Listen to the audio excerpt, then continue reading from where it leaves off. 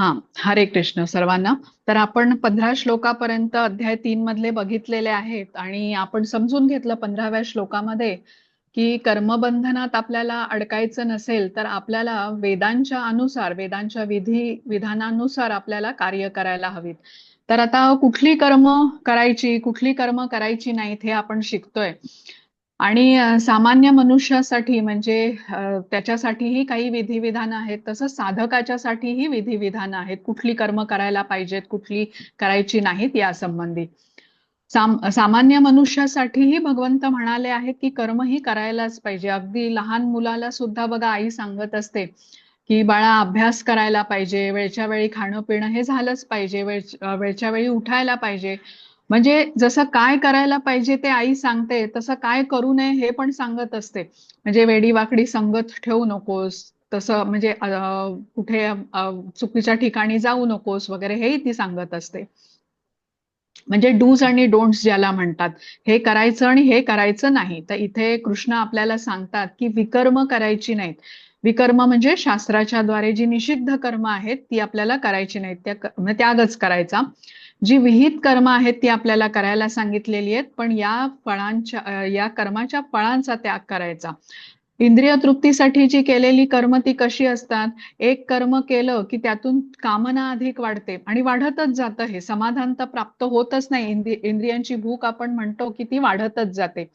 आता इंद्रिय तृप्ती करायला मिळाली नाही तर क्रोध येतो आणि द्वेष क्रोध हा असा वाढत जातो पुढे आणि कुठपर्यंत चालतं हे असं प्रणश्यती. प्रणश्यती म्हणजे जोपर्यंत मनुष्याचा सर्व नाश होत नाही तोपर्यंत हे असंच चालतं. आता साधकाच्या साठी बघा 2-3 नियम आपण मागच्या वेळेला हे म्हणत होतो की कांदा लसूण खायचं नाही किंवा चहा कॉफीचं सेवन हे टाळायला सांगितलं जातं. चहा बघा आपल्या सगळ्यांच्या एवढा वळणी पडलेला आहे की त्याला व्यसन मानतच नाहीत. आणि पण चहा नैसर्गिक पेय नाहीये, त्यामुळे ते खरं तर व्यसनच मानलं जातं. पाणी दूध ही नैसर्गिक पेय आहेत. तर लोक म्हणतात ना चहाचं काय, आम्ही राग लोभ हे सोडायचा प्रयत्न करू, पण खरं तर जिथे चहाच सुटत नाही तिथे काम क्रोध लोभ हे कसे सुटणार, म्हणजे विचार करण्याजोगी गोष्ट आहे. पण तो साधकाने हळूहळू कमी करण्याचा प्रयत्न केला पाहिजे. कारण आपण जर का ही पात्रता ठेवली इथे की चहा नसतील घेत तरच वर्गाला यायचं, तर मग येणाऱ्यांची संख्या निश्चित अजून कमी होईल. पण आपण आता कसे प्रगती करतो आहोत, तर साधकाने अनावश्यक गोष्टी हळूहळू कमी करत गेल्या पाहिजेत, हे महत्व आहे. आपण स्वधर्म कर्म आपल्याला करायला हवीत म्हणून कृष्णांनी सांगितलं. मग एखादी स्त्री जी घरचा स्वयंपाक करत असेल तर तिने ते काम व्यवस्थितपणे केलं पाहिजे.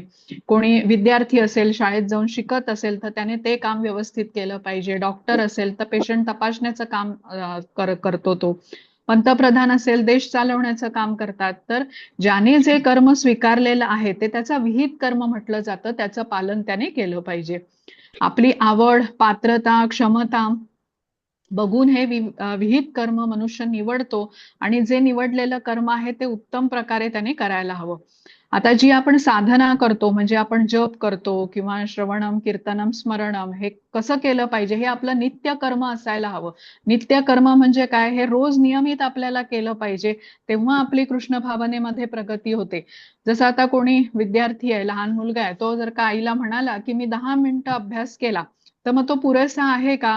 मग तो उगीच अभ्यास केल्यासारखं झालं, ते केल्याने त्याची प्रगती होणार नाही. तसंच आपल्या साधनेमधली एकाग्रता आपल्याला दिवसेंदिवस वाढवली पाहिजे. आता इथपर्यंत आपण मागच्या वेळेला समजून घेतलं होतं. तर थोडक्यात सांगायचं म्हणजे विकर्म आपल्याला करायची नाहीत, इंद्रिय तृप्तीमधली कर्म आपल्याला टाळायला हवीत आणि स्वधर्म कर्म जी आहेत ना ती आपल्याला करायला हवीत. आता कर्म तर आपल्याला करायचीच आहेत, कृष्ण म्हणालेत. मग ही कशी करायची ज्याने आपण कर्मबंधनात अडकणार नाही, तर ती कृष्णांच्या आनंदासाठी कर्म केली पाहिजेत. कर्माचं फळ आपल्याला कृष्णांना अर्पण केलं आपण, तर त्याद्वारे आपण कर्मबंधनामध्ये अडकत नाही. आणि अशी कर्म केल्याने आपली चित्तशुद्धी होते. चित्तशुद्धी झाल्याने आपल्यातले अनर्थ कमी होतात क्रमशः. तर त्यामुळे आपलं मन शांत होतं. शांत मनाने आपण ज्ञान ग्रहण करू शकतो आणि ज्ञान प्राप्त केल्याने मनुष्य आपल्या ध्येयाप्रती दृढ होतो आणि सम राहून तो कृष्ण भावनेमध्ये प्रगती करू शकतो आणि मोक्षासाठी हा प्राप्त होतो. तर हे महत्व आहे. आपण काय अशा प्रकारे कर्म केली पाहिजेत, निष्काम कर्मयोगाचं महत्व काय आहे हे समजून घेणं आपल्याला आवश्यक आहे. तर आता आजपासून आपण 16व्या श्लोकापासून सुरुवात करतोय. मिनल माताजी, हरे कृष्ण. तुम्ही वाचता का श्लोक? हरे कृष्ण. आवाज ऐकू येतोय का? हो हो, येतोय माताजी. हरे कृष्ण. 16वा श्लोक. एवं प्रवर्तितं चक्रम नानुवर्तयति हयः अघायुरिंद्रिया रामो मोघम पार्थ सजीवती. हरे कृष्ण. हरे कृष्ण. सायली, हा हो, वाचता. हरे कृष्ण. हे पार्थ, जी व्यक्ती वेदांद्वारे प्रस्थापित यज्ञचक्राचे पालन मनुष्य जीवनामध्ये करीत नाही, ती निश्चितपणे पापमय जीवन जगते. अशी व्यक्ती केवळ इंद्रियतृप्ती करिताच जगत असल्याने व्यर्थ जीवन जगते. हरे कृष्ण. हरे कृष्ण. आता इथे यज्ञचक्राबद्दल सांगितलेलं आहे. भगवंतांनी जे काही दिलं, शरीर दिलंय, बुद्धी इंद्रिय दिली आहेत आणि अन्न दिलं, धान्य दिलं, सर्व भौतिक संसाधनं जी काही आपल्याला प्राप्त झालेली आहेत, यांचा वापर भगवंतांच्या सेवेत करण्याचं महत्व इथे आपण समजून घेतोय. या यज्ञचक्राचा आरंभही कृष्ण आहेत आणि अंतही कृष्णांवरच होतोय. तर ही योजना जी आहे ना, ही सर्व भगवंतांची आहे. इथे आपल्या आपण काहीच होत नाही. आपण समजून घेऊया. आता उदाहरण घ्यायचं झालं तर बघा, आपण रेस्टॉरंटमध्ये जातो किंवा एअरपोर्ट वरती असे दरवाजे असतात. आपण दरवाजाच्या जवळ पोहोचलो की ते उघडतात, परत बंद होतात. किंवा काही तुम्ही बघितलं की बेसिनमध्ये काही नळ असतात. आपण हात खाली नेले की त्यातून पाणी येतं. तर या गोष्टी कशा आपल्या आपण होत नाही, त्याला मागे सेन्सर असतो, त्याद्वारे हे सर्व नियंत्रित होतं. तसंच प्रकृतीमध्ये जे काही घडतं ते भगवंतांच्या नियंत्रणाखाली होत असतं. बघा, फुलं उमलतात, धान्य उगवतो, पाऊस पडतो, सूर्य रोजच्या रोज उगवतो, मावळतो. हे सर्व काही आपल्या आपण होत नाही, ही योजना भगवंतांची आहे. तसंच भगवत धामात परत जाण्याची ही व्यवस्था पण भगवंतांनीच केलेली आहे. म्हणजे कृष्ण भावना भावित जीवनाचा स्वीकार करून बद्ध जीव आपली सुटका करून घेऊ शकतो या दुःखालयम अशाश्वतम मधून. अज्ञानाने प्रभावित झालेल्यांच्यासाठी, ज्यांना बद्ध जीव म्हणतात, त्या जीवांच्यासाठी भगवंतांनी केलेली ही योजना म्हटली पाहिजे. यज्ञचक्र असं हे जे आपण ह्याच्यामध्ये शिकतोय श्लोकामध्ये, त्यासाठी सर्व जीवांना हे समजावं म्हणून भगवद्गीतेचा उपदेश आता इथे कृष्ण करतायत. आणि हा उपदेश मान्य करण्यासाठी आपल्याला प्रथम आपण कोण, भगवंत कोण, म्हणजे जीव आणि भगवंत यांच्यामधला भेद जाणून घ्यावा लागतो. जीव आणि भगवंत यांच्यामधलं जे नातं आहे, तो संबंध कसा आहे, शाश्वत आहे. जीव हा भगवंतांचा अंश आहे आणि भगवंत पूर्ण आहेत, सर्व सृष्टीचे ते उत्पत्ती करता आहेत, याचा स्वीकार केला पाहिजे आपल्याला. जसं आता शिष्य असतात बघा, ते गुरु वरती ते अधीन असतात, तसंच जीव हे भगवंतांच्या वरती संपूर्णपणे अधीन असतात, पण अज्ञानामुळे ते जाणू शकत नाही आपण. त्यासाठी भगवद्गीतेचा उपदेश आपण जेव्हा समजून घेतो आणि अर्जुनाच्या माध्यमातून हा उपदेश भगवंतांनी आपल्या सर्वांच्यासाठी केलेला आहे आणि भौतिक बंधनाच्या मधून मुक्तीचा मार्ग आपल्याला सांगितलाय. आपण वारंवार हे दुःखालयम अशाश्वतम म्हणतो, पण या दुःखालयम अशाश्वतम मधून निघायचा मार्ग काय आहे हाही आपल्याला कृष्णांनी सांगितलेला आहे. तर इथे सुरुवात बघा निष्काम कर्मयोगापासून होते. आपण म्हटलं ना, निष्काम कर्मयोगाचं महत्व आपल्याला कळलं पाहिजे, तेव्हा आपण ते करण्यासाठी प्रेरित होऊ. तर हे पुढचे जे श्लोक आहेत ना, हे आपल्याला ह्याचंच महत्व सांगतात. 17वा श्लोक बघू आपण.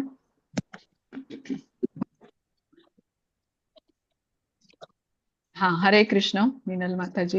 हरे कृष्ण. यस्वात्मरतिरेव स्यात् आत्मतृप्तश्च मानवः आत्मन्येव च संतुष्टस्तस्य कार्यं न विद्यते. हरे कृष्ण.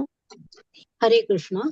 पण जो आत्म्यातच रममाण झाला आहे, ज्याचे जीवन आत्मसाक्षात्कारी आहे आणि जो पूर्णपणे संतुष्ट होऊन आत्म्यामध्येच समाधानी आहे, त्याला काही कर्तव्यच राहत नाही.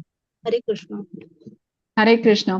आता प्रकृतीची ही व्यवस्था सुरळीतपणे अखंडित सुरू राहावी म्हणून भगवंतांनी देवदेवतांना नियुक्त केलंय. जसं सूर्यदेव प्रकाशाचं नियंत्रण करतो, वरुण देव पावसाचं करतो, असे अनेक देवता आहेत ज्यांना काहीतरी कार्य दिलेलं आहे आणि त्याप्रमाणे ते सर्व भगवंतांच्या आदेशानुसार त्यांच्या अधिपत्याखाली कार्य करतात.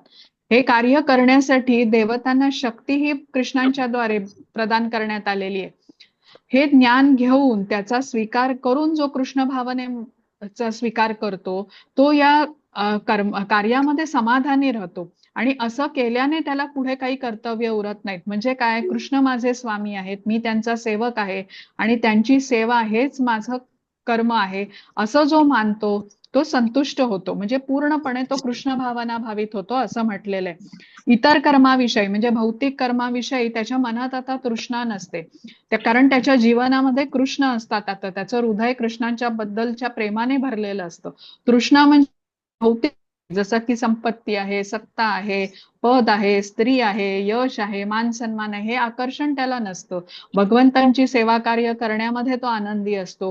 भौतिकामधल्या ज्या मनोरंजनाच्या गोष्टी आहेत, सिनेमा आहे, नाटक आहे, अशा भौतिक मनोरंजनामध्ये त्याला रस उरत नाही. पण शास्त्राचं वाचन, श्रवण यामध्ये त्याची रुची वाढते.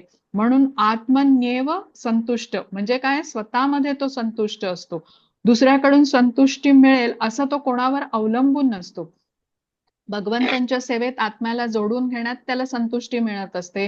म्हणून तो पूर्णपणे म्हणजेच तो पूर्णपणे कृष्ण भावना भावित झालेला असतो आणि त्यामुळे त्याला इतर कर्तव्य उरत नाहीत. हे आपल्याला सांगितलंय. इतर कर्तव्य तेव्हापर्यंतच आहेत जोपर्यंत भौतिक इच्छा आहेत. भौतिक इच्छा आहे म्हणूनच शरीर आहे, शरीर आहे म्हणून शरीराच्या संबंधी नाती आहेत किंवा शरीराच्या साठी लागणाऱ्या ज्या सुखसोयी आहेत ते प्राप्त करण्यासाठी कार्य करावं लागतं. पण ज्या वेळेला व्यक्ती पूर्णपणे कृष्ण भावना भावित होतो तेव्हा शरीर ठेवण्यापुरतच त्याच्या गरजा असतात. बाकी तो कृष्णांकडेच त्याचं पूर्ण समर्पण असतं. त्यामुळे इतर कर्तव्य उरत नाहीत. पण असं असलं तरी इतरांच्या पुढे उदाहरण राहावं, ठेवावं किंवा आदर्श ठेवावा या दृष्टीने तो आपली नियत कर्म चालूच ठेवू शकतो. हे महत्व आहे. ह्याबद्दल आता कृष्ण पुढच्या श्लोकांमध्ये काही सांगितलेलं आहे की आत्मसाक्षात्कार जरी झाला तरी मग त्या व्यक्तीने किंवा त्या माणसाने का सुरू ठेवलं पाहिजे आपलं नियत कर्म करणं, याचंही महत्व कृष्णांनी सांगितलंय. हा 18वा श्लोक माताजी. हरे कृष्ण. हरे कृष्ण. नैव तस्य कृतेनार्थो नाकृते नेह कश्चन न चास्य सर्वभूतेषु कश्चित् अर्थव्यपाश्रयः. हरे कृष्ण. हरे कृष्ण. आत्मसाक्षात्कारी मनुष्याला आपले विहित कर्म करून कोणत्याही हेतू प्राप्त करावायचा नसतो. तसेच या प्रकारचे कर्म न करण्याचेही त्याला काही कारण नसते. त्याचबरोबर इतर प्राणी मात्रांवर अवलंबून राहण्याचीही त्याला काही आवश्यकता नसते. हरे कृष्ण. हरे कृष्ण. म्हणून इथे सांगितलंय की कृष्ण भावना भावित व्यक्तीला कृष्ण भावनेच्या शिवाय इतर विहित कर्माचं बंधन नसतं. पूर्णपणे व्यक्ती कृष्ण भावना भावित झाला की तो जे काही करतो तर तेच त्याचं कर्तव्य असतं. कारण शरीराची कर्तव्य जी असतात ती शरीर राखण्यापुरतीच असतात. त्याची कर्तव्य, आत्म्याचं समर्पण त्याचं कृष्णांकडे असतं. तर इथे आपण तात्पर्य वाचूया. हेमलता माताजी, हरे कृष्ण. तुम्ही वाचताय का तात्पर्य? हो माताजी. हा, 17व्याचं बघा, हे 17व्याचं आणि मग 18व्याचं. पहिल्यांदा इथून वाचा बरं 17व्या श्लोकाचं. हरे कृष्ण. जो मनुष्य पूर्णपणे कृष्ण भावना भावित असून आपल्या कृष्ण भावना भावित कर्मामध्ये संतुष्ट आहे त्याला इतपर काही कर्तव्य करावयाचे राहत नाही. तो कृष्ण भावना भावित असल्यामुळे हजारो यज्ञ केल्याने हृदयातील धुतली जाणारी अशुद्ध मलिनता त्याच्या हृदयातून तात्काळ धुतली जाते. चेतनेच्या अशा शुद्धीकरणामुळे मनुष्याला भगवंताशी असलेल्या आपल्या शाश्वत संबंधांचे पूर्ण ज्ञान होते. याप्रमाणे भगवत कृपेने त्याचे कर्तव्य स्वयंप्रकाशित बनते आणि म्हणून त्याला वैदिक आदेशांचे कोणतेही बंधन राहत नाही. अशा कृष्ण भावना भावित मनुष्य भौतिक कर्मात कधीच रममान होत नाही आणि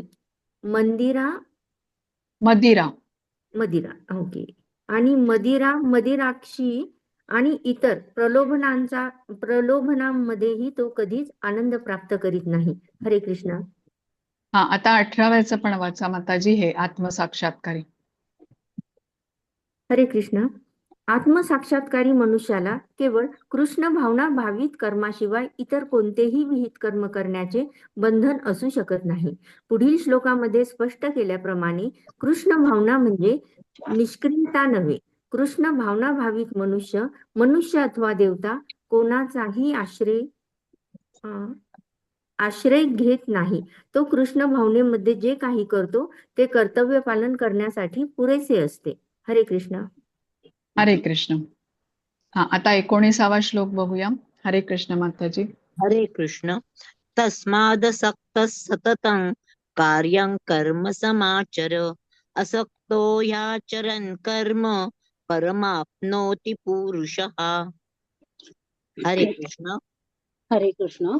म्हणून कर्मफलांवर आसक्ती न ठेवता मनुष्याने कर्तव्य म्हणून कर्म केले पाहिजे. कारण अनासक्त होऊन कर्म केल्याने त्याला परमेश्वर प्राप्ती होते.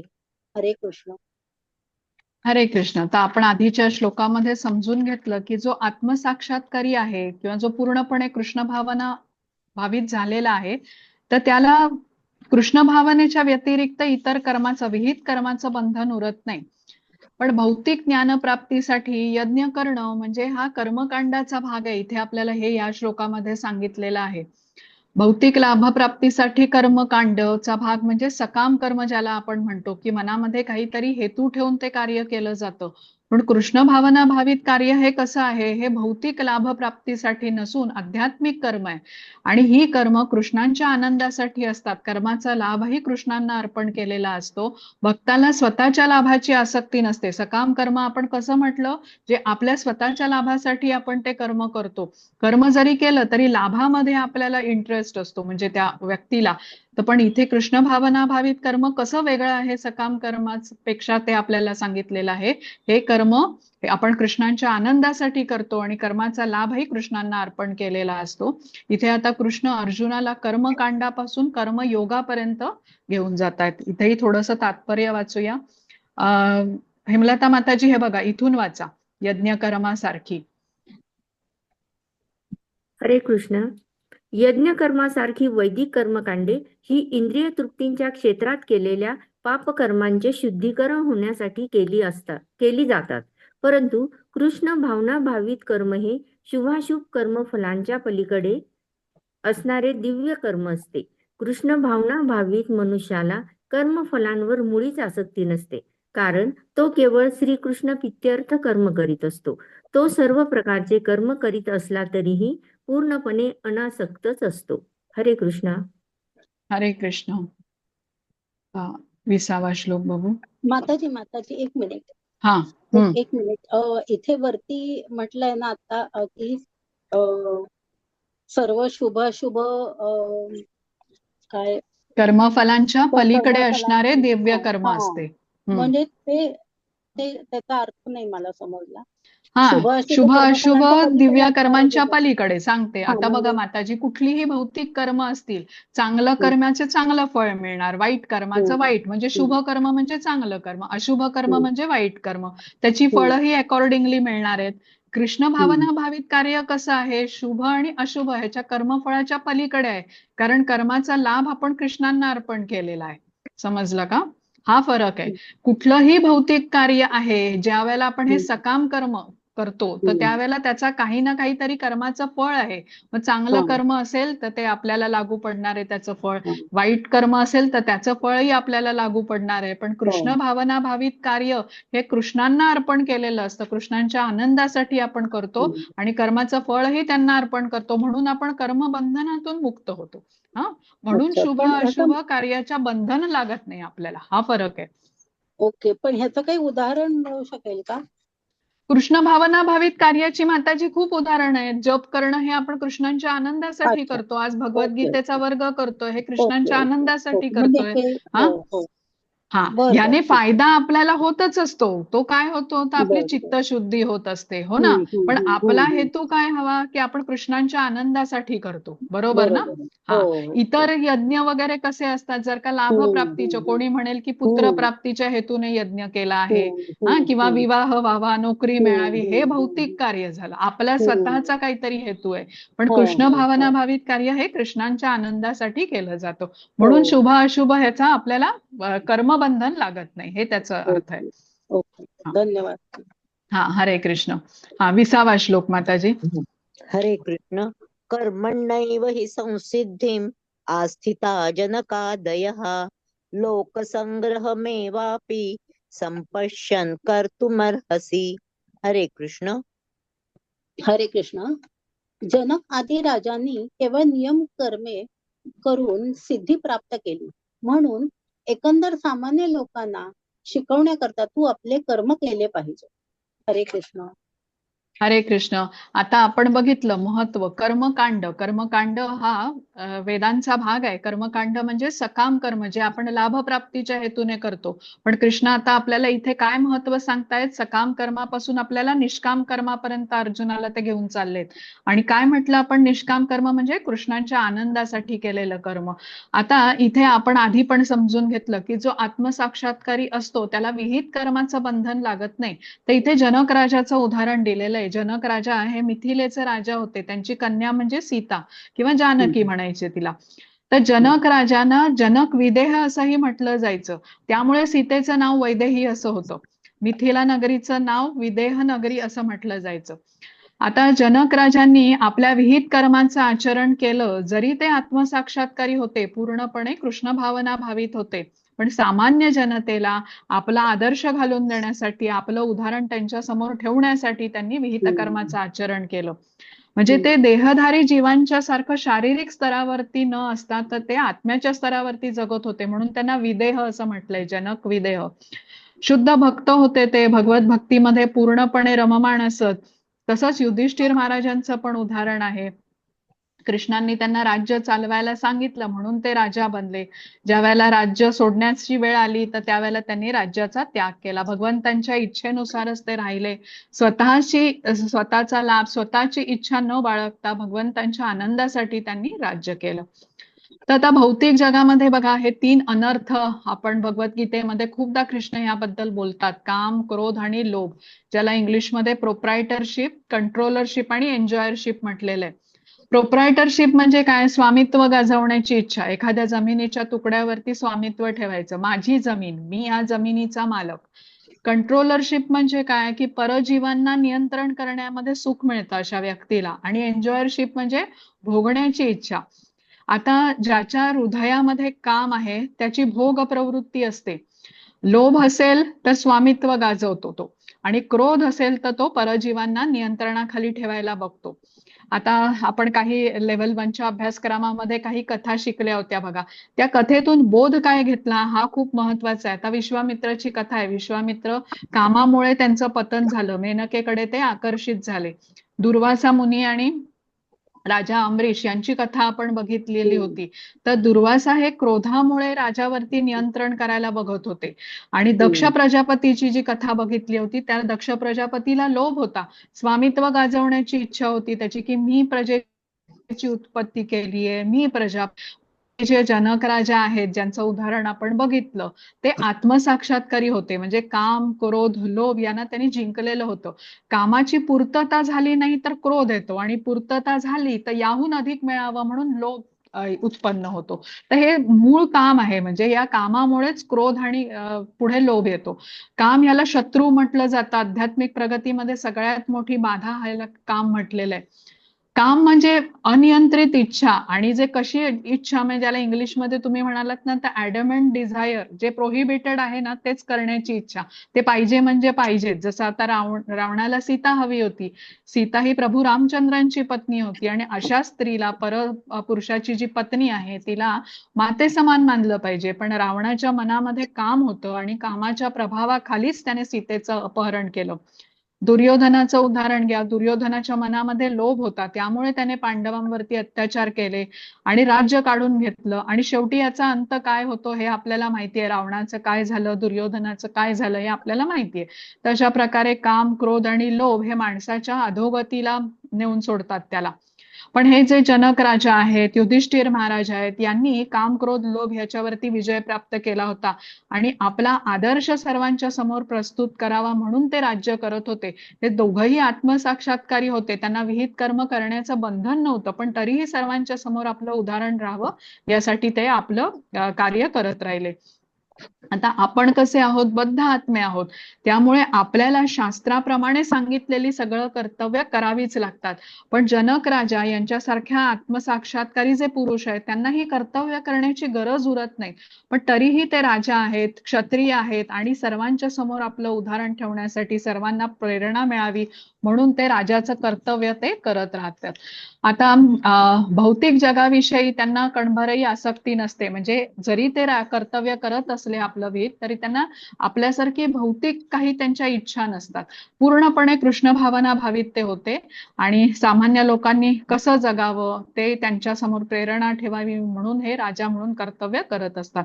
जसं सामान्य प्रजेच्या समोर उदाहरण ठेवण्याचं कारण काय असतं, तर आपण म्हणतो ना, यथा राजा तथा प्रजा. जेव्हा राजाही कर्तव्य दक्ष आहे ते बघून प्रेरणा ही प्रजेला मिळतच असते. आता आपण 21व्या श्लोकाकडे जाऊ. हरे कृष्ण माताजी. हा वाचा. हरे कृष्ण. हा वाचा. यद्यदाचरति श्रेष्ठ तत्तदेवेतरो जनः स यत् प्रमाणं कुरुते लोकस्तदनुवर्तते. हरे कृष्ण. हरे कृष्ण.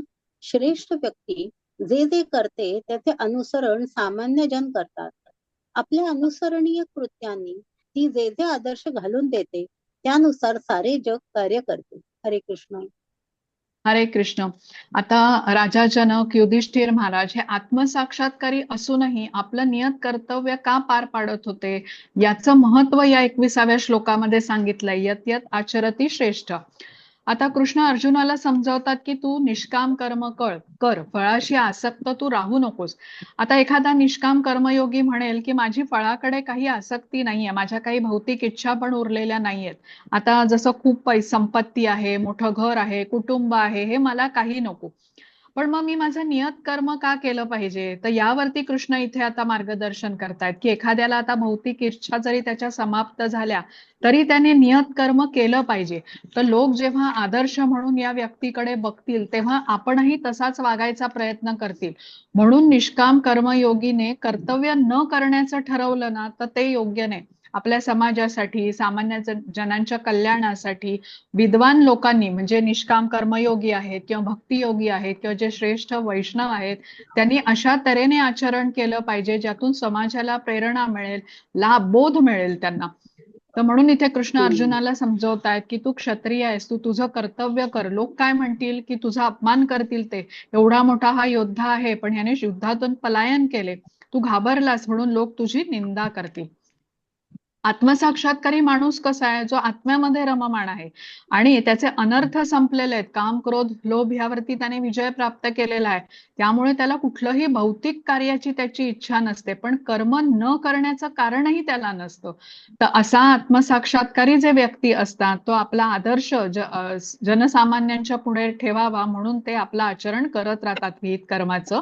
आणि जेव्हा आता इथे आपल्या आचरणाचं उदाहरण जेव्हा ते लोकांना दाखवतात तेव्हा इतर लोकही, सामान्य जन किंवा प्रजा त्यांचं अनुसरण करतात की हा आता आत्मसाक्षात्कारी आहे पण तरीही तो आपलं नियत कर्म पार पाडतो आहे. ते बघून सर्वसामान्य जन आपापली कर्तव्य योग्य रीतीने पार पाडतात आणि मग समाजामध्ये सुख, शांती आणि आनंद नांदतो. जिथे सुख, शांती आणि आनंद आहे, समृद्धी आहे, तर तिथे मन आता कृष्ण भावनेकडे जाण्याचा किंवा कृष्ण भावनेचा स्वीकार करण्याचा विचार करू शकतो. आणि मग अशा शांत मनामध्येच आपण मी कोण आहे किंवा माझा भगवंतांचा संबंध काय आहे अशा प्रकारे विचार येऊ शकतात आणि तो व्यक्ती प्रेरित होतो कृष्ण भावनेमध्ये जोडून घेण्यासाठी. पण जर का अशांत मन असेल, भांडण तंटे असतील, तर अशा ठिकाणी कृष्ण भावना स्थापित होऊ शकत नाहीत. जिथे अनर्थ आहेत, काम, क्रोध, लोभ, मद, मत्सर, तिथे कृष्ण भावना स्थापित होऊ शकत नाही. आता हे जनक महाराजांच्या सारखे हे जे आत्मसाक्षात्कारी राजा आहेत ते आपल्यासाठी म्हणजे प्रजेला प्रेरणा मिळावी म्हणून आपली नियत कर्तव्य करत असत. तर इथे कृष्ण अर्जुनाला सांगतात की तू राजपुत्र आहेस, राजकुळात तू जन्मलेला आहेस आणि राजकुळात काय चाललेलं असतं. आता इथे आपल्यालाही बघा, सामान्य लोकांना खूप कुतूहल असतं. आपण इथे भारतामध्ये राहतो पण इंग्लंडच्या राजघराण्यामध्ये काय चाललेलं असतं याच्या बातम्या आपण अगदी खूप इंटरेस्ट घेऊन वाचत असतो, जगभरामध्ये वाचल्या जातात. त्यामुळे इथे कृष्ण म्हणतात की अर्जुना, तुझ्यावर जबाबदारी आहे की तुझं आचरण योग्य असलं पाहिजे. तू जे काही करशील सामान्य प्रजा त्याचं अनुसरण करेल. तुझं आचरण चांगलं ठेवशील तर प्रजाही तशीच वागेल. म्हणून तुझं कर्तव्य तू पार पाड आणि तुझ्या कर्तव्याचा मात्र तू त्याग केलास तर तुझ्या सर्वत्र राज्यामध्ये अधर्म पसरेल. पण जेव्हा इतर जण बघतील की अर्जुनाने युद्धासारख्या कठीण प्रसंगातही शास्त्राच्या अनुसार आचरण करण्याचा प्रयत्न केला तर सर्वजण तुझं उदाहरण डोळ्यासमोर ठेवतील. आणि आता इथे आपल्याला तेच सांगितलेलं आहे की जो आपला चौथं कारण होतं बघा अर्जुनाचं. नाही, 4 कारणं आपण आधीच्या श्लोकामध्ये बघितली. शेवटचं कारण होतं कौटुंबिक परंपरा नष्ट होतील, यावरती कृष्णांनी दिलेलं हे मार्गदर्शन आहे. अर्जुन म्हणत होता ना की या युद्धामध्ये जर का ज्येष्ठ जण मृत्यू पावतील तर कौटुंबिक परंपरा नष्ट होतील आणि अधर्म पसरेल. तर त्या कारणावरती कृष्णांनी हे त्याला मार्गदर्शन केलं की तू तुझं कर्तव्य केलंस तर इतरही तुझा आदर्शच समोर ठेवतील आणि आपापली कर्तव्य पार पाडतील, ज्याने सुख शांती आनंद सर्वत्र नांदेल. अर्जुनाने युद्धाच्या सारख्या कठीण प्रसंगातही कर्तव्यापासून तो मागे हटला नाही, हे सर्वजण बघतील आणि तुझ्या पावलावरती ते पाऊल ठेवतील. युधिष्ठिर महाराज आहेत, यांच्यासारखे राजे जर का आता युद्ध झाल्यानंतर, अर्थात युधिष्ठिर महाराज राजा बनणार होते, जेव्हा त्यांच्यासारखे राजे राज्य करतील तेव्हा स्त्रिया ज्यांचे पती आता मृत्यू पावतील या युद्धामध्ये त्याही सुरक्षित राहतील, कारण कर्तव्यनिष्ठ राजा आहे आणि जसा राजा तथा प्रजा म्हटल्याप्रमाणे सर्वत्र धर्म नांदेल. आता अर्जुनाला भीती वाटत होती की सर्वत्र अधर्म पसरेल, त्यावरती कृष्णांनी हे त्याला मार्गदर्शन केलं. तर कौटुंबिक परंपरा नष्ट होतील म्हणून युद्ध न करण्याचं जे कारण दिलं होतं त्यावरती कृष्ण त्याला हे ज्ञान देतात की यत यत आचरती श्रेष्ठा तत्तत एव इतरो जना. म्हणजे काय, श्रेष्ठ पुरुष जे करतात त्याचं अनुसरण सामान्य जनांच्या द्वारे केलं जातं. आता श्रेष्ठ जनांमध्ये आई वडील पण येतात, गुरुजन पण येतात आणि या सर्वांची जबाबदारी असते की आपल्या आचरणाने आपल्या मुलांमध्ये, आपल्या शिष्यांमध्ये आदर्श प्रस्थापित करायचा. तसंच समाजातील जे नेते असतात त्यांनाही आपलं आचरण शुद्ध ठेवायला हवं. आपल्यासाठी महत्वाचं काय आहे की आपण कोणाला आदर्श म्हणून आपल्या समोर ठेवतो हे आपल्याला विचारपूर्वक ठरवायला हवं. आता इथे कृष्णांनी जे सांगितलेलं आहे ते खूप महत्वाचं आहे की अर्जुनाने युद्ध लढलं नाही तर मात्र दुर्योधनासारखे अधर्मशील राजे जर का शासक बनतील तर मात्र भर सभेत ज्याने द्रौपदीचा अपमान केलेला होता दुर्योधनाने, तर जेव्हा राजाच अशी कृत्य करणारा असेल तर तेव्हा इतर प्रजेमधले इतर सर्वांना अशा प्रकारचं गैरवर्तन करायला ते घाबरणार नाही, त्याने सर्वत्र अशांती अधर्म पसरेल.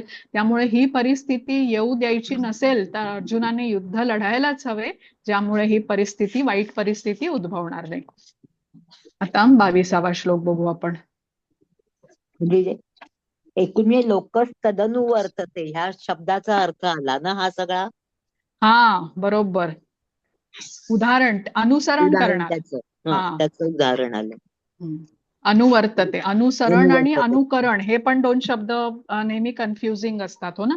अनुसरण म्हणजे काय, त्यांनी जे तसंच्या तसं करायचं नाही, आपण अनुसरण करायचं म्हणजे उपदेश फॉलो करायचा.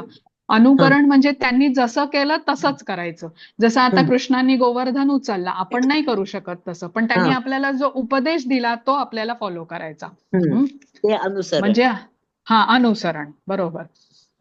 हरे कृष्ण. आता 22वा बघू माताजी आपण. न मे पार्थास्ति कर्तव्यं त्रिषु लोकेषु किंचन नानवाप्तमवाप्तव्यं वर्त एव च कर्मणि. हरे कृष्ण. हरे कृष्ण. हे पार्थ, या तिन्ही लोकांमध्ये माझ्यासाठी कोणतेही नियत कर्म नाही, मला कशाची उणीव नाही, तेच मला काही प्राप्त करवायची आवश्यकता पण नाही, आणि तरी सुद्धा मी नियत कर्माचे आचरण करतो. हरे कृष्ण. हरे कृष्ण. आता अर्जुनाला कृष्णांनी आधीच्या श्लोकामध्ये सांगितलं की तुझं आचरण तू योग्य ठेवलं पाहिजे, तू चांगलं आचरण ठेवशील तर प्रजाही तसंच वागेल, पण तू कर्तव्याचा त्याग केलास तर सर्वजण तेच बघतील आणि तेही आपली कर्तव्य व्यवस्थितपणे करणार नाहीत, ज्याने अधर्म पसरेल. पण सर्वजण जेव्हा बघतील किंवा युद्धाच्या कठीण प्रसंगी अर्जुनानेही आपल्या कर्तव्याचं पालन केलेलं आहे, शास्त्राच्या अनुसार आचरण केलेलं आहे, तर ते तुझा आदर्श समोर ठेवून त्याप्रमाणे वागतील. आता बघा, आपणही लक्षात घेऊया की आपण राजकीय नेत्यांचं आपण उदाहरण घेतलं की त्यांना आचरण ठेवलं पाहिजे, बरोबर.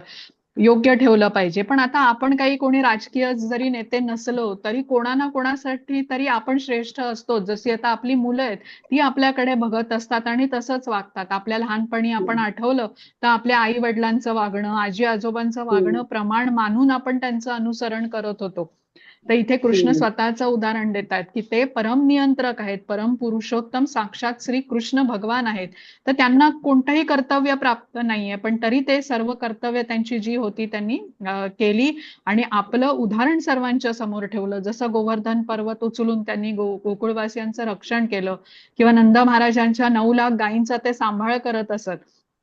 अनेक असुरांचा त्यांनी वध केला आणि इथे कृष्ण अर्जुनाच्या रथाचे सारथी बनले. तर अशा प्रकारे कृष्ण आपल्या नियत कर्मांचं आचरण करत होते. भगवंत असूनही सर्वांच्या समोर आपलं त्यांनी उदाहरण ठेवलं. आता भागवतम मध्ये नारद मुनींची द्वारकेला भेट असा एक भाग आहे 10व्या स्कंदामध्ये आलेला. तर नारद मुनी जेव्हा द्वारकेला जातात तेव्हा बघतात की कृष्ण आपल्या 16,108 राजवाड्यांच्या मध्ये आपल्या विस्तारित रूपामध्ये ते असतात तिथे उपस्थित आणि वेगवेगळी कर्तव्य करत असतात. काय बघतात ते तर कुठे कृष्ण मंत्र्यांची सल्लामसलत करत असतात, कुठे पत्नी बरोबर ते धार्मिक कार्यामध्ये सम्मिलित झालेले असतात, कुठे ब्राह्मणांना भोजन वाढत असतात, कुठे तलवारीचे धडे घेत असतात, कुठे वडीलधाऱ्यांच्या सेवेमध्ये ते मग्न असतात, कुठे घोड्यावर बसून ते निरीक्षण करत असतात, काही ठिकाणी ते मुलांच्या बरोबर खेळत असतात, कुठे ते ध्यानस्थ बसलेले असतात. म्हणजे कृष्ण ही आपल्या कर्तव्यांचं पालन करीत असलेले स्वतः भगवंत आहेत पण त्यांनी हे पालन केलेलं आहे. तर हे आपल्याला सांगितलेलं आहे की कर्तव्य करण्यामध्येच आपलं हित आहे. आता पुढचा श्लोक 23वा. हरे कृष्ण. यदि ह्ययन्नवर्तेयं जातु कर्मण्यतन्द्रितः मम वर्त्मानुवर्तन्ते मनुष्या पार्थ सर्वशः. हरे कृष्ण. हरे कृष्ण. कारण जर मी नियत कर्माचे पालन काळजीपूर्वक केले नाही तर हे पार्थ सर्व लोक निश्चितच माझ्या मार्गाचा अनुसरण करतील. हरे कृष्ण. आता बघा सर्व विधी विधान नियम हे बद्ध जीवांना पाळण्यासाठी दिलेले आहेत. ते नियम किंवा विधी विधान ही भगवंतांच्यासाठी लागू नाहीयेत. भगवंत धर्मस्थापनेच्या कार्यासाठी अवतरित झाले होते आपल्याला माहितीये आणि त्यांनी हे सर्व नियमांचं तरीही पालन केलं. कारण सामान्य जन वरिष्ठ हे श्रेष्ठांच्या पदचिन्हांचं अनुसरण करतात हे आपल्याला सांगितलेलं आहे. हेमलता माताजी तात्पर्य वाचा बरं या 23व्या श्लोकाचं इथून. हरे कृष्ण.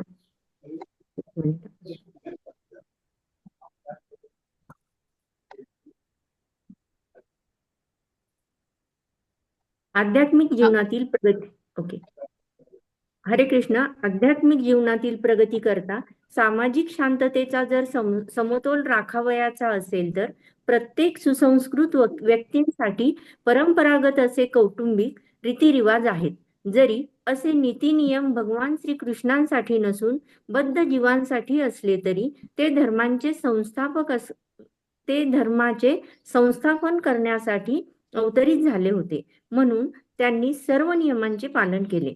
अन्यथा ते सर्वश्रेष्ठ अधिकारी असल्यामुळे सामान्य लोकांनी त्यांच्या पदचिन्हांचे अनुसरण केले असते. श्रीमद भागवतावरून आपल्याला समजते की भगवान श्रीकृष्ण गृहस्थाने पाळावयाच्या सर्व धार्मिक कर्तव्यांचे पालन करीत होते. हरे कृष्ण. हरे कृष्ण. 24. हरे कृष्ण. उत्सीदेयुरिमे लोका न कुर्यां कर्म चेदहं संकरस्य च कर्तास्य उपहन्यामि मा प्रजाः. हरे कृष्ण. मी जर नियत कर्म केले नाही तर हे सर्व ग्रहलोक नष्ट होऊन जातील. अनावश्यक लोकसंख्या उत्पन्न करण्यास मीच कारणीभूत होईल आणि त्यामुळे सर्व प्राणी मात्रांचा शांततेचा मी विनाशक होईल. हरे कृष्ण. हरे कृष्ण. आता कृष्ण भगवंत आहे, सर्व गोष्टींचे नियंत्रक आहेत. त्यांनी त्यांचं कर्तव्य केलं नाही तर सर्व ग्रहलोक नष्ट होतील गोकुळातील त्यांच्या सर्व ज्या लीला आहेत, जसं की गोवर्धन लीला आहे, ज्यामध्ये त्यांनी बघा सर्व गोकुळवासियांचं रक्षण केलं. आपण म्हटलं 9 लाख गायींचा ते सांभाळ करत असत, अनेक असुरांचा त्यांनी वध केला. तर असे हे कार्य ते करीत होते. भगवंत असले तरी ते कार्य करीत होते. तर इथे लक्षात काय घ्यायचंय आपण, की जी ही उदाहरणं आपण पाहिली, मग जनक महाराजांचं पाहिलं, युधिष्ठिर महाराजांचं पाहिलं आणि इथे कृष्ण स्वतःचं उदाहरण देतात. त्यावरून त्यांचा आदर्श समोर ठेवून आपणही शास्त्रांच्या विधिविधानानुसार आपल्याला आपली कर्तव्य पार पाडली पाहिजेत. याचा अर्थ आपण अनुकरण करायचं असं नाही. अनुकरण आपण करू शकणार नाही. जसं गोवर्धन उचलण्याचं सामर्थ्य आपल्याकडे नाहीये, पण कृष्णांनी जी शिकवण किंवा उपदेश आपल्याला दिला ती आचरणात आणायचं आहे. म्हणजे जे श्रेष्ठ व्यक्तीचं आपण अनुसरण करतो असं म्हटलेलं आहे. त्यांनी दिलेला उपदेश, संदेश आपण पाळतो आणि त्याच्यातून बोध घेऊन त्याप्रमाणे आपण वागतो. तर इथे थोडंसं तात्पर्य वाचूया आपण.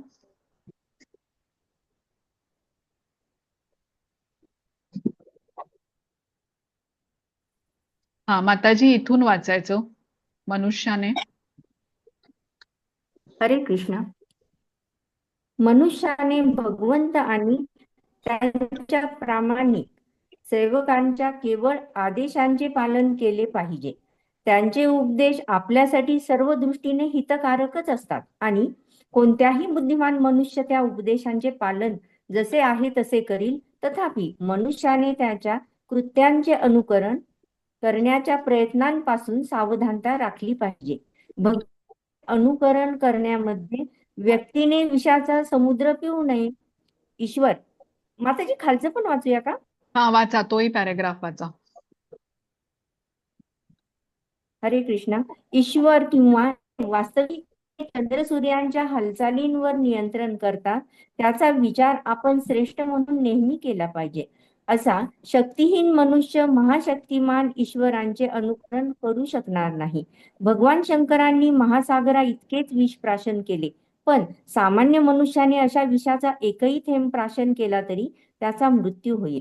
भगवान शिवांचे अनेक बंधू भक्त आहेत जे गांजा आणि तत्सम मादक द्रव्यांचे सेवन करीत असतात, पण भगवान शिवांच्या कृत्यांचे अनुकरण करीत असतात.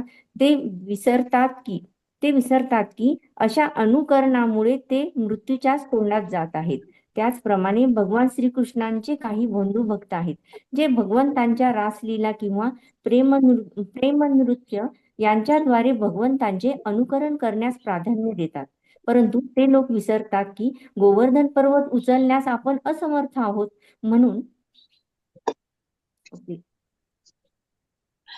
मनुष्याने सामर्थ्यशाली व्यक्तींचे अनुकरण करण्यापेक्षा त्यांच्या केवळ उपदेशांचे पालन करणे हेच उत्तम आहे. तसेच मनुष्याने योग्यतेशिवाय त्यांचे स्थान धारण करण्याचा प्रयत्न करू नये.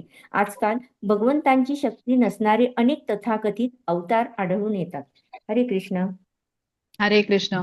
तर आपण अनुकरण आणि अनुसरण यातला फरक इथे तात्पर्यामध्ये श्रीला प्रभुपाद यांनी अगदी स्पष्टपणे आपल्याला समजवलेला आहे.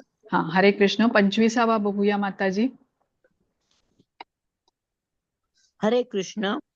सक्ता कर्मण्य विद्वांसो यथा कुर्वन्ति भारत कुर्याद् विद्वांस तथा सक्तश् चिकीर्षुर्लोक संग्रहम.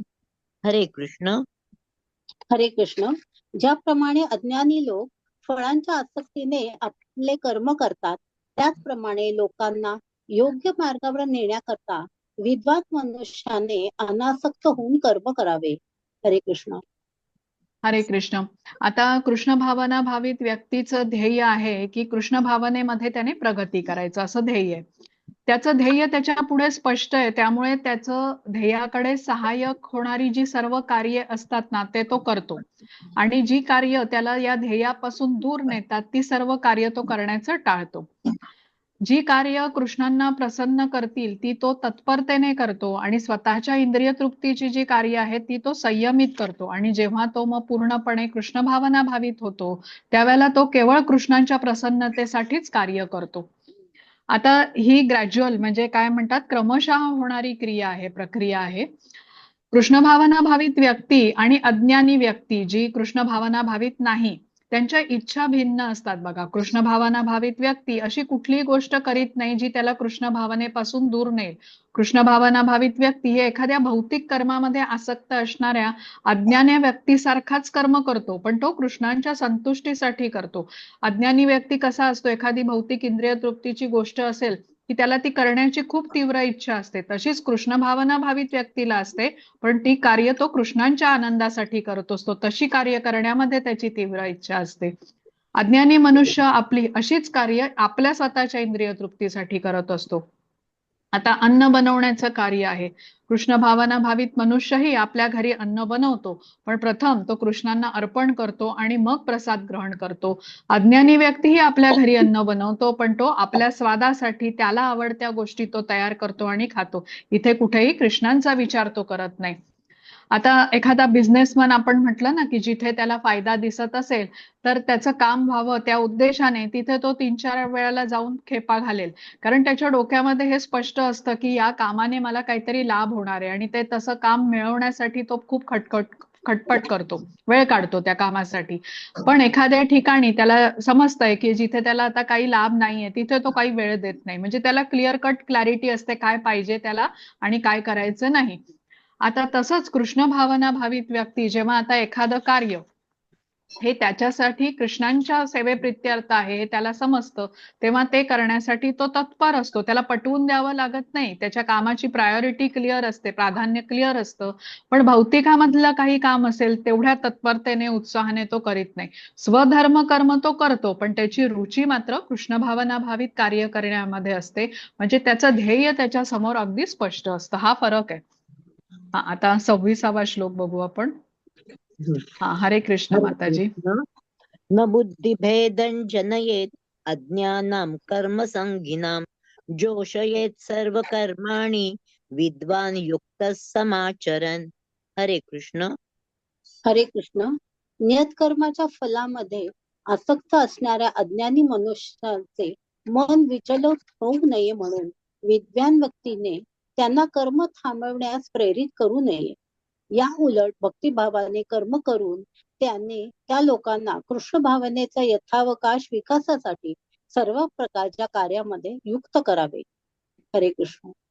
हरे कृष्ण. आपण म्हटलं कर्मकांड हा वेदांमधला भाग आहे. कर्मकांड म्हणजे सकाम कर्म, लाभ प्राप्तीच्या हेतूने केलेली कर्म. आता इथे कृष्ण त्याबद्दल सांगतायत की अशा प्रकारे जो कर्माच्या फळावरती आसक्त आहे त्याला आपण ज्ञानाचा उपदेश सांगू नये. त्याची आसक्ती आहे कर्मफळावरती हे आपण समजून घेतोय.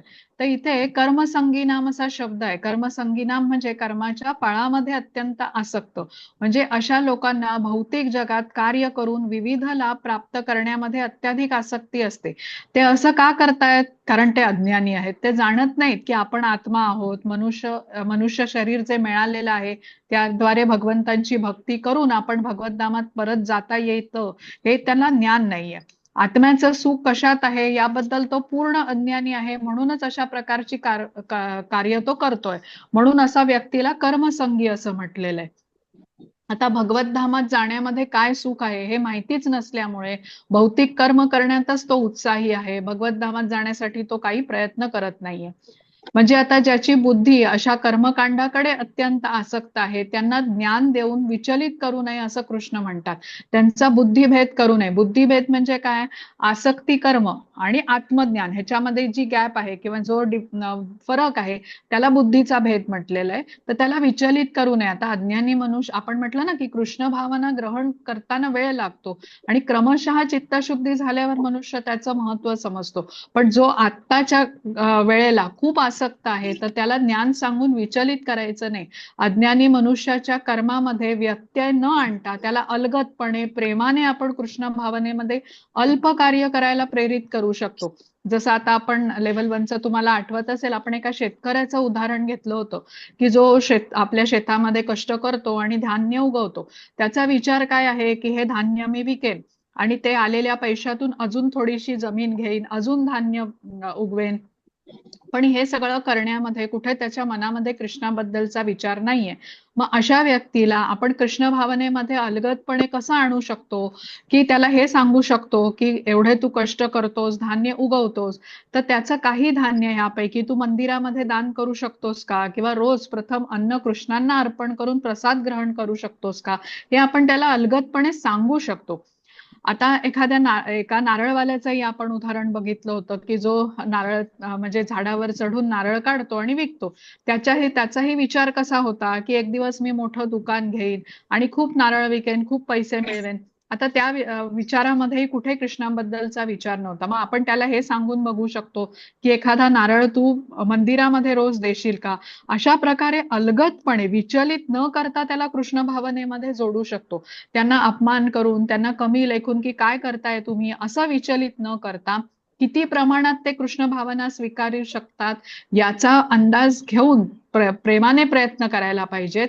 आणि त्याची कर्मफळाकडे जर का खूप आसक्ती आहे हे आपल्याला समजलं, कारण तो सकाम कर्मी आहे, तर थोड्या प्रमाणात जरी त्याने कृष्ण भावनेचा स्वीकार केला तरी मग क्रमशः त्याची उन्नती होते.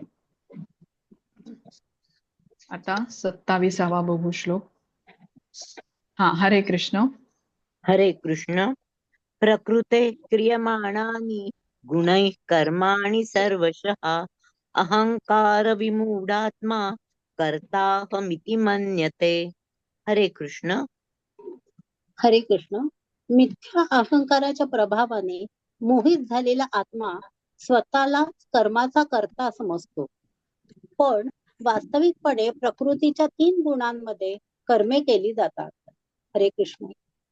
हरे कृष्ण. आता आपण समजून घेतलं की सर्व कार्य आपल्याला कृष्णांच्या आनंदासाठी करायला हवीत, उत्साहाने करायला हवीत, कारण ही सर्व कृष्णांच्या सेवेमध्ये आपण ही कार्य करतोय. मग अशी अनेक कार्य आहेत की आपण कृष्णांच्यासाठी मग अन्न पदार्थ तयार करू शकू, आपण कृष्णांच्या आनंदासाठी जप करू, कृष्णांच्या आनंदासाठी भगवद्गीतेच्या वर्गाला येऊ. अशी अनेक कार्य आहेत जी या प्रकारे आपल्याला केली पाहिजेत. पण अज्ञानी व्यक्तीला याबद्दलचं काहीच ज्ञान नाहीये. आता आपण 18व्या अध्यायामध्ये शिकलोय बघा, की कार्य सफल होण्यासाठी 5 गोष्टी कारणीभूत असतात. पहिलं म्हणजे काय, स्थान लागतं, अधिष्ठान ज्याला म्हटलेलं होतं. मग शरीर किंवा कर्ता, मग त्याची इंद्रिय, त्याचे प्रयत्न, आणि 5वं म्हणजे परमात्मा. परमात्मा हे सगळ्यात महत्वाचं कारण होतं. तर या श्लोकामध्ये आपण समजून घेतलं की हे जे पहिले 4 घटक आहेत, म्हणजे स्थान, शरीर, कर्ता आणि त्याची इंद्रिय आणि त्यांचे प्रयत्न, हे जरी 4 घटक पूर्णपणे असतील, 100% कार्य करत असतील, तरी परमात्म्याची जर काही इच्छा नसेल तर ते कार्य सफल होत नाही, संपूर्ण होत नाही. आता या श्लोकामध्ये काय म्हटलंय, की कर्ता अहम इति मन्यते, म्हणजे मी एकटा कर्ता असं म्हटलेलं आहे. आता जीवात्मा कार्य करायला आवश्यक घटक आहे, पण तो स्वतंत्र कर्ता नाहीये. बघा, गृहिणींचा अनुभव असतो, आपण एखादा कुठला तरी खाद्यपदार्थ बनवतो, पण काही वेळेला ना तो अपेक्षेपेक्षा स्वादिष्ट बनतो, असं होतं ना कधीतरी. तर इथे लक्षात काय घ्यायचंय आपल्याला, की तो आहे आपल्या करण्यामुळे तो स्वादिष्ट झाला असं नाहीये. आपली इच्छा होती कृष्णांना संतुष्ट करण्याची, आणि मग कृष्ण अशी व्यवस्था करतात की तो पदार्थ उत्तम बनेल. आता बाहेरचे लोक असतील ना, ते विचार करतील, अरे हिने हा पदार्थ एवढा चांगला कसा बनवला. पण आपण आता भक्त आहोत, आपल्याला विचार काय केला पाहिजे, आपण कसा विचार केला पाहिजे, की ही सर्व गुरूंची कृपा आहे, कृष्णांची कृपा आहे. म्हणजे कार्य कितीही मोठं असेल, भक्ताच्या मनात हा भाव असा असायला हवा की कृपा सर्व कृष्णांची आहे, आणि खरं तर होतही कृष्णांच्याच कृपेने. याचं स्मरण आपल्याला सतत ठेवायलाच पाहिजे, म्हणजे मग आपल्याला अहंकार विमूढ आत्मा होणार नाही. आता आपण शिकलोय 14व्या आणि 17व्या अध्यायामध्ये, पुढे बघणार आहोत आपण परत, प्रकृतीच्या 3 गुणांच्या प्रभावामुळे त्यांचा प्रभाव होतो आणि आपण सर्व काही कार्य करतो, आणि त्या अहंकाराच्या प्रभावामुळे मग आपण विमूढ आत्मा म्हणजे स्वतःला कर्ता मानतो. हे कशामुळे होतं, तर मिथ्या अहंकारामुळे होतं. मिथ्या अहंकारामुळे मनुष्य स्वतःकडे श्रेय घेतो. अज्ञानामुळे त्याला माहिती नसतं की शरीराद्वारे तो हे कार्य करतोय. खरं तर ही सर्व यंत्रणा भगवंतांच्या अध्यक्षतेखाली कार्य करणाऱ्या भौतिक प्रकृतीमुळे निर्माण झालेली आहे. पण स्वतःही तो भगवंतांच्या आदेशाखालीच कार्य करत असतो, नियंत्रणाखाली कार्य करत असतो. स्थूल शरीर आहे, सूक्ष्म शरीर आहे, सर्व काही कृष्णांच्या आदेशानुसार कार्य करणाऱ्या प्रकृतीची निर्मिती आहे. इंद्रियांचे स्वामी ऋषिकेश आहेत, पण त्यांच्या पूर्ण विस्मरणात असल्याने आपण इंद्रियांचा उपभोग घेण्यातच आपली म्हणजे दीर्घकाळ इंद्रिय तृप्ती करण्यामध्येच आपण व्यस्त राहतो आणि मग मिथ्याहंकारी बनून आपला कृष्णांबरोबरचा काय संबंध आहे याचं आपल्याला पूर्ण विस्मरण होतं आणि स्वतःला आपण कर्ता मानतो. आता आपण शिकलो की जीवात्मा केवळ इच्छा करतो, ती पूर्ण कोण करतं? भगवंत करतात. जसं आता एखादा लहान मुलाचं उदाहरण घ्यायचं असेल तर त्याने आईस्क्रीम खाण्याची इच्छा केली आपल्या वडिलांकडे, तर वडील त्याची ती इच्छा पूर्ण करतात. मुलामध्ये क्षमता नाहीये पूर्ण करण्याची, तो फक्त इच्छा करतो. जीवात्मा त्यासाठी एकटा करता म्हटला जात नाही. जेव्हा तो स्वतःलाच करता मानतो तेव्हा मग तो मिथ्या अहंकारामुळे उत्पन्न झालेल्या या मूर्खतेच्या म्हणजे प्रभावाखाली येतो आणि त्यामुळे मग अज्ञानामुळे तो तसाच वागतो, स्वतःलाच करता मानून बसतो आणि मग तो गुंततो, अर्थात तो कर्मबंधनामध्ये अडकतो. आपल्याला हे समजून घेतलं पाहिजे. आता भगवद्गीतेचा आपण अभ्यास करतोय, मोठे मोठे शास्त्रज्ञांची उदाहरणं आपण बघितली. आईन्स्टाईन आहे, त्यांच्यासारखा बुद्धिमान शास्त्रज्ञ होता, त्याला बुद्धी कोणी दिली? भगवंतांनी दिली. खूप मोठे गायक असतात, सुंदर गाणं गाऊ शकतात, मग त्यांचा आवाज हे कृष्णांनी दिलेली देणगी आहे. म्हणजे प्रकृतीने त्यांना तसं तसं प्राप्त झालेलं आहे. आता इथे आपण ज्या शेतकऱ्याचं उदाहरण बघितलं, तो कसा आहे? आता तो मिथ्या अहंकाराने प्रभावित आहे. त्यामुळे तो काय म्हणतोय की शेतामध्ये कष्ट मी करतो, हे सगळं उगवलेलं पीक हे माझ्या कष्टाचं फळ आहे. मिथ्या अहंकारामुळे तो स्वतःला कर्ता मानतोय आणि मी कर्ता म्हणून मी भोगता, ह्याला मिथ्या अहंकार म्हटलेलं आहे. आता खरं तर आपण विचार केला बघा, एक शेतीसाठी लागणारं हे बी बियाणं आहे, हे कुठून आलं? ते पेरण्यास लागणारी माती कोणी दिली? पिकाच्या वाढीला लागणारी पाणी आहे, हवा आहे, सूर्यप्रकाश आहे, हा कुठून आला? शेतामध्ये काम करायला लागणारी ह्या शेतकऱ्याच्या शरीराची क्षमता, बुद्धी आणि इंद्रिय यांची शक्ती ही कोणी दिली? सगळं तर कृष्णांनी दिलं. म्हणजे करता ते आहेत. मग शेतकरी असं कसं म्हणू शकतो की हे सगळं पीक माझं? कारण तो प्रकृतीच्या 3 गुणांच्या प्रभावाने बद्ध आहे आणि स्वतःला कर्ता मानतोय. तर या शेतकऱ्यासारखी आपल्या स्वतःला कर्ता मानणारी बहुतांश लोक आहेत, हे आपल्याला समजून घेतलं पाहिजे. हा मिथ्या अहंकार आहे, स्वतःला कर्ता मानणं आणि स्वतः भोगता, मी कर्ता मी भोगता म्हणजे मिथ्या अहंकार. तर सर्व साधनं आपण समजून घेतली, ही आपल्याला कृष्णांनी दिलेली आहेत, आपल्याला वापरण्यासाठी ही उपलब्ध करून दिलेली आहेत. आपण केवळ त्यांचा वापर करतो बघा, आपण ही साधनं निर्माण नाही करू शकत. तर जेव्हा आपण आपल्याला कर्ता मानतो तेव्हा आपण कर्मबंधनात अडकतो आणि कर्माची प्रतिक्रिया आपण भोगतो. पण कृष्णांच्या आनंदासाठी आणि कार्याचं फळ जेव्हा आपण कृष्णांना अर्पण करतो तेव्हा आपल्याला कर्माचं बंधन लागत नाही. म्हणजे कर्म तेच, पण आपला भाव काय आहे? कर्त्या भावाने आपण केलेला आहे का कृष्णांना कर्ता म्हणून आपण कर्म करतोय? त्यावरून त्या कर्माची प्रतिक्रिया लागू पडेल आणि आपल्याला बद्ध तरी करेल किंवा कर्मबंधनातून मुक्त तरी करेल. तर त्यासाठी कर्माचं ज्ञान प्राप्त करून घेणं आवश्यक आहे. ज्ञान घेऊन कर्म केल्याने कर्माच्या प्रतिक्रियेमधून आपण मुक्त होऊ शकतो.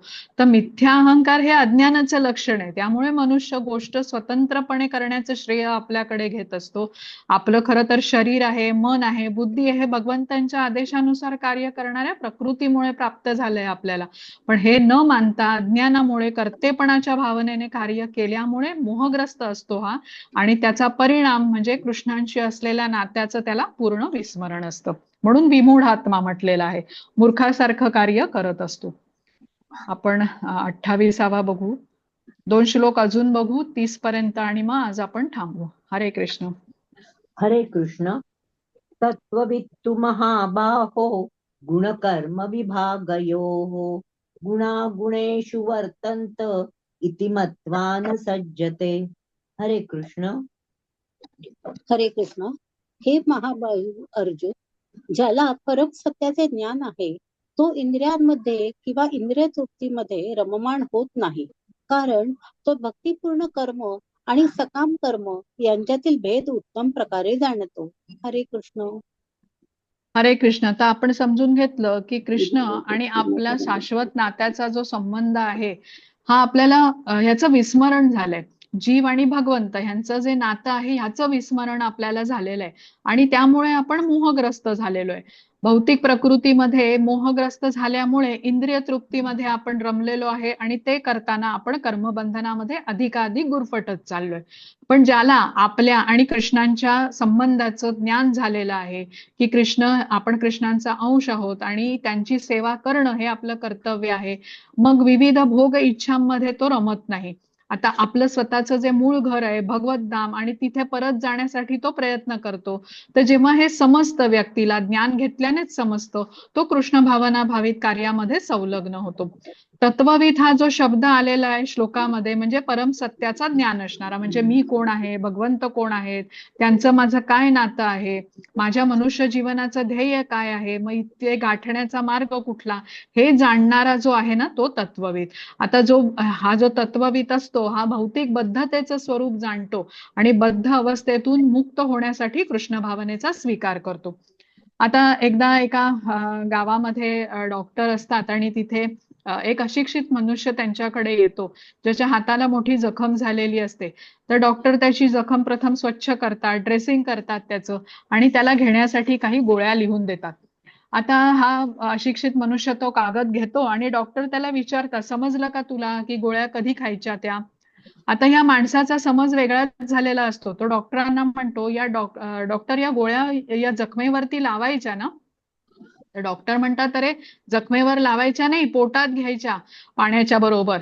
तो विचारतो, गोळ्या पोटात घ्यायच्या डॉक्टर, पण जखम तर माझ्या हातावर आहे ना, ती कशी बरी होणार? तर डॉक्टर त्याला म्हणतात की अरे मी डॉक्टर आहे, मी सांगतो तसं कर आणि 1 आठवड्याने ये मला परत दाखवायला. जसं आता पोटात गोळ्या घेतल्या तर शरीराच्या कुठल्याही भागावर असलेली जखम बरी होऊ शकते, तशीच भौतिक जगामध्ये कृष्णांच्या आनंदासाठी केलेली छोटीशी का सेवा असेना, अशी सेवा कृष्णांपर्यंत पोचते आणि कृष्ण त्यांचा स्वीकार करतात. ही सेवा करण्यासाठी आपण कर्माच्या द्वारे कृष्णांच्या बरोबर जोडून घेतो. कर्म कृष्णांच्या संतुष्टीसाठी करतो. कर्माचं फळ जेव्हा कृष्णांना अर्पण करतो तेव्हा तो कर्मयोग होतो. कर्मयोग म्हणजे कृष्णांच्या बरोबर कर्म जोडून घेणं आणि असं केल्याने आपली शुद्धी होते. यथावकाश आपण प्रगती करतो आणि भगवत धामामध्ये प्रवेश घ्यायला आपण पात्र होतो. आता 29वा बघूया आपण. हरे कृष्ण. हरे कृष्ण. प्रकृतेर्गुणसम्मूढः सज्जन्ते गुणकर्मसु तान् कृत्स्नविदो मंदान् कृत्स्नविन्न विचालयेत्. हरे कृष्ण. हरे कृष्ण.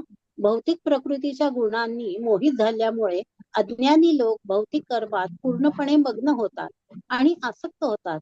पण असं कर्म करणाऱ्यांकडे ज्ञानाचा अभाव असल्यामुळे त्यांचे कर्म जरी कनिष्ठ असले तरी ज्ञानी जनांनी त्यांना विचलित करू नये. हरे कृष्ण.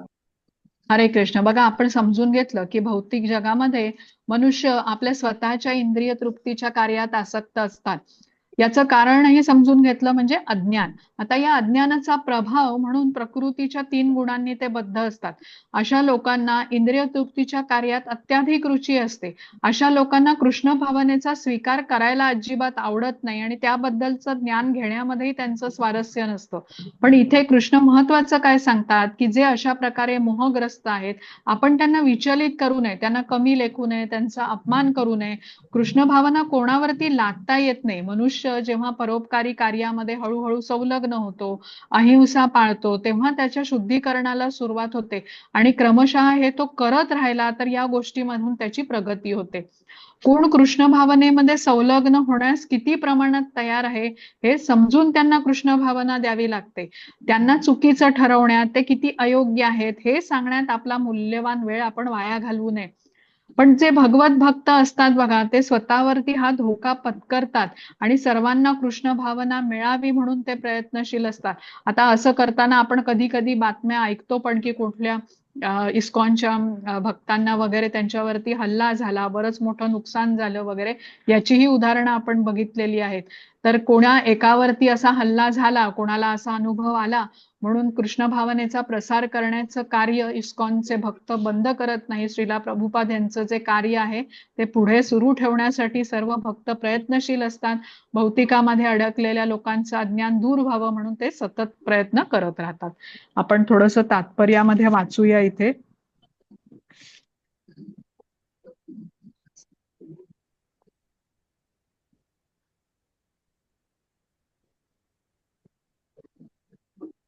माताजी इथून वाचा बघा. अज्ञानी शेवटचा पॅराग्राफ हा.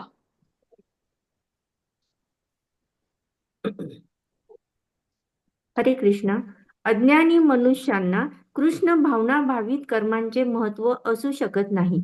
म्हणून भगवान श्रीकृष्ण आपल्याला सल्ला देतात की आपण आपण त्यांना विचलित करण्यामध्ये आपला मौल्यवान वेळ व्यर्थ दौडू नये. पण भगवत भक्त हे भगवंतापेक्षाही दयाळू आहेत, कारण त्यांना भगवंतांचा यथार्थ हेतू समजतो. यास्तव ते या प्रकारचा धोका पत्करतात. इतकेच काय, तर ते अज्ञानी मनुष्यांकडे जाऊन त्याला कृष्ण भावना भावित कर्मांमध्ये संलग्न करण्याचा प्रयत्न करतात. कारण कृष्ण भावना भावित होऊन कर्म करणे हे मनुष्यासाठी अत्यावश्यक आहे. हरे कृष्ण. हरे कृष्ण. हरे कृष्ण मिनल माताजी.